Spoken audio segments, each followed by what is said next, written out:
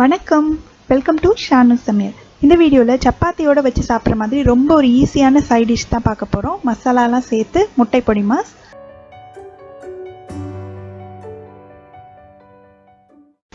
அதுக்கு 1.5 table spoon எண்ணெய் சூடு பண்ணிவிட்டு அது கூட 1 டீஸ்பூன் சீரகம் சேர்த்துக்கலாம். அது பொரிஞ்சதுக்கப்புறமா ஒரு பெரிய வெங்காயம் நல்லா பொடியாக வெட்டி வச்சுருக்கேன், அதை சேர்த்துட்டு கூடவே 2 பொடியாக நறுக்கின பச்சை மிளகாய் இதெல்லாம் நல்லா வதக்கி விட்டுடலாம்.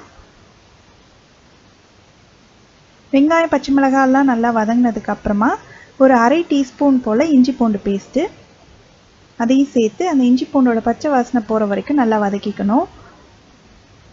இது கூட நான் ஒரு மீடியம் சைஸ் தக்காளியை மிக்சியில் போட்டு நல்லா பேஸ்ட்டாக அரைச்சி வச்சுருக்கேன், அதை சேர்த்துடலாம். இந்த தக்காளியும் நல்லா கொஞ்சம் வேகணும். அந்த வெங்காயம் தக்காளி எல்லாம் நல்லா சேர்ந்து ஒன்றா வதங்கினதுக்கப்புறமா அரை டீஸ்பூன் மஞ்சள் தூள், 1 டீஸ்பூன் மிளகாய் தூள், 1 டீஸ்பூன் மல்லித்தூள், அப்புறம் ஒரு 1/4 டீஸ்பூன் கரம் மசாலா. இதுக்கு தேவையான அளவு உப்பு. முட்டைக்கு நிறைய உப்பு தேவைப்படாது, அதனால கொஞ்சம் கவனமாக சேர்த்துக்கோங்க. இதெல்லாம் சேர்த்து அது நல்லா கலந்து விட்டுலாம். மசாலாலாம் நல்லா வதங்கிடுச்சு.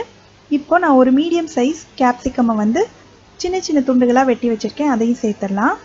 இதை சேர்த்து ஸ்டவ்வை மிதமான தீயிலே வச்சு ஒரு நிமிஷம் போல் நல்லா வதக்கிக்கலாம். இந்த கேப்சிகம் நல்லா க்ரன்ச்சியாக இருந்தால் நல்லாயிருக்கும் சாப்பிட்றதுக்கு. இப்போ 1 நிமிஷத்துக்கிட்ட நல்லா வதக்குனதுக்கப்புறமா நான் 3 முட்டையை உடைச்சி சேர்த்துக்க போகிறேன்.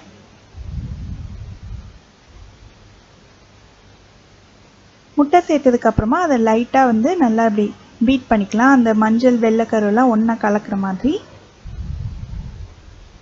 ரொம்ப முட்டை சேர்த்ததுக்கப்புறம் கிண்டிகிட்டே இருக்கக்கூடாது. கொஞ்சம் நேரம் விட்டு விட்டு மெதுவாக அப்படியே கிண்டி விடுங்க. அப்போ தான் நம்மளுக்கு அந்த முட்டையெல்லாம் கொஞ்சம் பெருசாக கிடைக்கும்.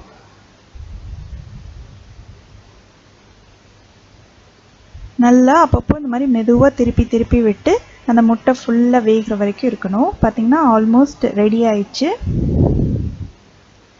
இப்போ முட்டையெல்லாம் நல்லா வெந்து உதிரியாக வந்துருச்சு நம்மளுக்கு பொடி மாஸ். கடைசியில் வேணும்னா நீங்கள் கொஞ்சமாக கொத்தமல்லி இலை தூவிக்கலாம், நல்ல வாசனையாக இருக்கும். அவ்வளோதான், இப்போ ஸ்டவ் ஆஃப் பண்ணிடலாம்.